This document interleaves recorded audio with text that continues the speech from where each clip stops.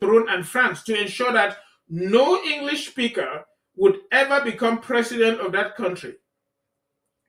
It was with this in mind that Ni John Frundi's victory was hijacked in 1992 without England having anything to say about it. However, the fear of Anglophone revenge is not entirely insignificant. Anglophones complain of their marginalization, but with the support of France, the threat is less. Besides, God has destroyed the human race several times in order to rebuild it. So in this war waged by our political party against Anglophones, the number of dead should not count, only the active living count. So the genocide for them doesn't mean anything. We must avoid any form of pity for Anglophones on the part of Francophones. Like the Bambi case, Anglophones must be suspect in the eyes of every Francophone. The element of English culture among Anglophones must disappear, especially in the Northwest. Anglophones in the Northwest are essentially Bambi case, while those in the Southwest are Sawa and others. But we must prevent them from realizing this. Indeed, if the Anglophones of the Northwest become aware that they are Bambi case, their solidarity will seriously harm us. So basically, I was reading to you, this is the document that the Beti Bulus have put together, how to conserve power among themselves in perpetuity, which is why they are all conglomerating, giving bribes to Okada riders, giving bribes to chiefs, to all claim that Biya is the only person to rule. And their plan is that at the right time they'll replace Biya with another person, just like the French used Ahijo to replace Mbida, and then used Biya to replace Ahijo, and they have never ever truly had any true elections in their country. So if you are waiting and trusting elections, it will never take place. In spite of the rigging of elections, Frundi defeated them, as they acknowledged, in 1992, but they stole it. Instead of the rigging, Kanto defeated in 2018, and they stole it because he's a Bamleke. So what I'm trying to say is that Bishop Kia is basically a useful tool that they are using. They bribed him with money and gave him a Pravda and about 3 million a year. And so he is serving their interest. They acknowledge the genocide. They acknowledge that there was a Bamleke genocide, and they don't mind doing a second. They say that they don't mind how many Anglophones die. It doesn't count. And they have killed over 60,000 of our people. And Philip Mani Yang is somebody that is so docile. He's been manipulated in their secret societies, and I believe hypnotized, where he's now almost holding his hands like a priest and speaking with a fox tongue there. That's what my opinion about the whole thing is. Those two go together. You actually saw him struggling on the teleprompter. You could see when he was talking about genocide, the causes of genocide. You can look at the man looking at his face on camera or on the mirror and denying the color of his skin. But it's Afro, I think that your connect or your battery is going low or went low because you seem to be munching the color all yourself. We're on a platform for close to 3 hours and you'll be eating cola nuts alone. Can you hear me? I am now watching. I'm now on my phone, which is very small. So I'm just waiting for the end of the show. That's the point. You cannot be eating cola nuts alone as a titled man. I'm not eating cola. Well, we have been on for quite a while. Yeah, so to get to the end of this, I'd like you to give the last reaction so that we can conclude the program. It's about Kias. Well, my last reaction is that Ambazonians should stick to the fact that there will be no elections on our territory. Nkia and his cohorts can say or do whatever they want to do. There will be no election in our territory. That is in the southern Cameroon, Ambazonia. The ASA and all the other forces have been properly briefed, and they know what to do. Any place that there is electioneering is a legitimate target. So that is my last word. Amazing. Thank you, Dr. Fred. Any last words from you? Yeah, so yes, they can try to manipulate and claim that they want to bring Phil Moyang, and that they will do that anyway. they have pushed him up there. Remember this guy, he's so privileged. He became minister under Ahijo in 1979 and has been in government since. High-ranking positions, was a high commissioner for Cameroon in Canada for over 20 years. And then has been in the presidency, was prime minister, humbled by Louis Paul Motaze, who is now the minister of finance, because Louis Paul Motaze was acting as a true prime minister and they ridiculed him like he was nothing, to the point where he was emotionally sick and had to disappear for 3 weeks, and they told Motaze to slow down so that he can come back and continue the window dressing thing that he was doing, calling himself prime minister. And then afterwards, of course, he was the guy who was holding these figures that they put on people's chests to say they dignify them. And then eventually they spoke on his behalf to go to the United Nations as the president of the General Assembly. So if you look at the ranks, he's really gone very far. And so if you hear the French ambassador, who is the true ruler of La République du Cameroun, he's above the president of Cameroon. He said that the Anglophone problem will come to an end, and they are looking for ways to change the constitution and reintroduce the post of vice president. So what they're trying to do is they want to bring Philemon Yang as the vice president, and then put Frank Biya in as president in Biya's place, and they'll just pretend that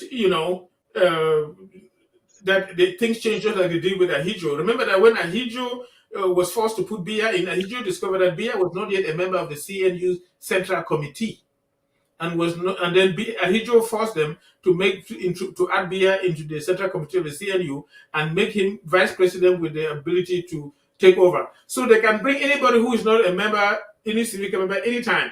So they're putting this 92-year-old guy. If he happens to die or something happens to him, is incapacitated, they'll just resurrect his son. That's the reason why they are trying to deceive the collaborators that their children can be elevated to the positions of their fathers, so that they'll allow his son to come in, and then they'll put him as the natural leader to take over. And then Philemon Yang can only be his second in command. And even then, he will be serving the La République and not the interests of the children of the former Southern Cameroon. But even then, they will not succeed, because we will totally be different from them, because we are asking for our nation to be restored, and that country will be restored. Amazing. Thank you very much, gentlemen. Dr. Fred Lobati, Barrister Fru, John Saw, and Barrister Tim Besea, for such an interesting evening. Ambazonians are always delighted every Saturday because they come and they feel refreshed, they feel updated with what is happening in the struggle. I want to comment conclusively on this issue of the TV. I would like to encourage everybody listening to Pony Long talking about TV, trying to talk about issues he knows nothing about. I listened to for about a week. I've been thinking, how do I even respond to some of the things he said about the TV or even diplomacy? It was clear to me that you have a youth who would have invested to educate himself on certain issues. There's not a lot of material for him to do that education, and he was just ridiculing himself because everything he said made no sense. I'm even happy that Commander Fombat responded to him or reacted to the foolishness of everything he said. And I do not think that Paul Nilong has the moral authority to have said the things that he was saying. Why do I say so? Number one, Paul Nilong was among the 3 Ambazonians that I put together in Germany in 2019.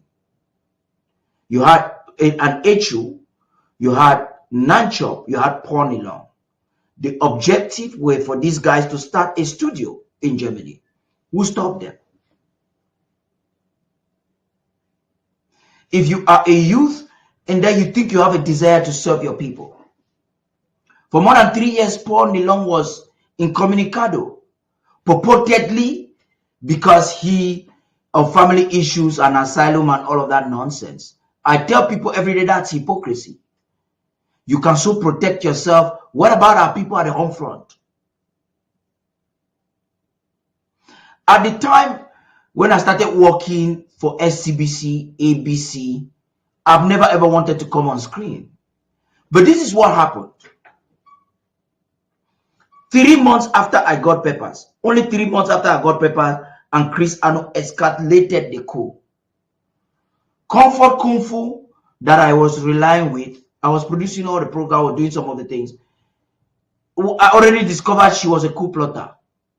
While Chris Anu was on the other side doing what he was doing, nobody in the communications department was ready.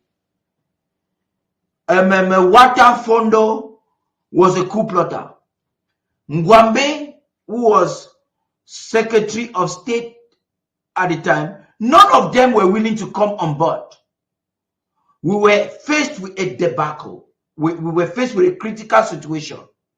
Chris Anu would say this, the activists were saying things against the government. There was nobody. My wife, my family, and everybody was against me coming on the screen. But I had to put nations first. Fortunately, I had some people in the family that could believe that this for me is more of a passion. I can still do a lot for the TV without coming on it. So you have somebody that has thought about himself, thought about his paperwork and everything, is not willing to bear sufficient risk, coming to make preposterous statements. They're baseless statements.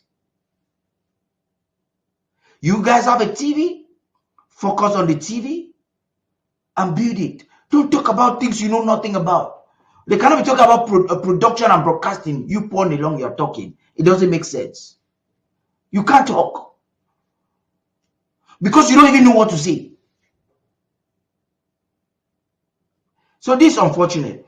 For about a week, I've been avoiding to speak on this issue because I'm trying to restrain a little bit. First of all, because I'm ashamed of the disgraceful behavior that some comrades are portraying out there. And I'm like, where do I even start? It's unfortunate. But we're making progress more than ever before. I'm calling you Ambazonians who believe that we're doing the right thing. Who believe that this is the one and only platform that stands 100% for the plight of the Amazonian people. I'm calling on you today to make sure that you partner with us unwaveringly. Don't listen to them. Some of them would have called you not to donate. Listen, you cannot post enough to obstruct what they are already doing. But you can donate enough to make us keep going to the direction where we're going. Every post you have made could make you happy. Perhaps could make them know that they are very unpopular with their idea. It has an importance. But what is going to make the difference would be bringing your substance for us to actualize this vision. Calling on those who have not given for a while. First of all, congratulations for all you've been doing. We couldn't have been this far without your selflessness. Keep doing it. Do it more. Tell them that we will succeed and there's no stopping us. It's not about noise. It's about what you're going to give. And I'm looking forward to hear that you are giving and giving even more than you would have done before now, to make sure that there is no lack for us to actualize our plans. There's a lot that's happening. There's a lot. I'm going to encourage the Director General for ABC Amba TV to officially, probably before this month ends, to present a report or an agenda of ABC for the year. She has been working on that. She has a lot of plans for ABC that we're working, but we need to communicate that to the public. We started having some meetings with some partners in Europe. We hope to have another meeting with them. So after the meeting we'll have with the patrons and probably the board tomorrow, Sunday, the Director General will be sending out our memorandum and agenda for the year so that you can participate. ABC needs you today more than ever before. You cannot be discouraged today. For those who have been doing, you want to triple or quadruple your efforts, please do. It's necessary. It's part of the war. Look at what Talk and Do is doing. Talk and Do is not only training, he's training people from Bui and sending them in Mezam. There's some other coming in Mezam today. Because the people of Bui are sacrificing their blood even in Mezam and other counties. Even Manu. There's something happening on the ground that is inspiring. You want to encourage the president to do that. There's a lot happening. You want to encourage the president. Make sure you are encouraging the president. Make sure. He said last weekend that the draft continues. So for those who are still hoping to draft, people are paid differently. Please do it. Don't forget that you're to be drafting. And most importantly, don't forget that this media warfare, ABC Amba Television, is championing it. Thank God I've not forgotten. Let me say something. ABC Networks 24 is not a transformation of Amazonia Broadcasting Corporation. As a member of government, I told this to Matt Dorothy on phone. Do not embarrass yourself by making statements that you should have even consulted to be advised. It is not another TV. It is an expansion. We're trying to actualize the president's vision by accommodating other networks that will talk about Amazonia with different languages, like Spanish, like Portuguese, like French, like Arabic. I heard that in Paul Nilong's audio. And as a young man that you are, Paul Nilong, you should do yourself some due diligence and do some research and do some learning. Stop ridiculing yourself and talking things that are not correct. You know, it's not difficult to learn this age with AI and the internet. And then you even want to talk about diplomacy or comparing things that Sisiko did not even do 1,000 diplomacy that Dr. Sako has done. I don't even want to say that for now. You're comparing the advocacy that he was doing, or internationalization and war and media tour. You're comparing it with diplomacy. It's just a ridiculous thing for a youth to do. I understand that some members that you're working with probably have old brains, but you are still a young man. You can do better.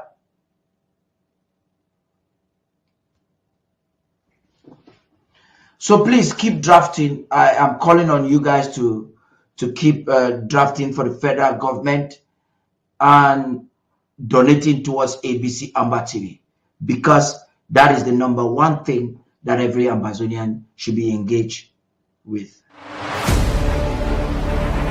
The number one most important thing for every Ambazonian to do right now is the draft. We stand at the threshold of an existential struggle, a pivotal juncture in our proud history that brooks no failure, tolerates no hesitation.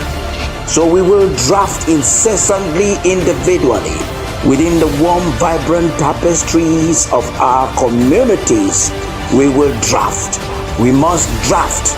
Draft, for in this paramount task, our draft lies the power to liberate Amazonia.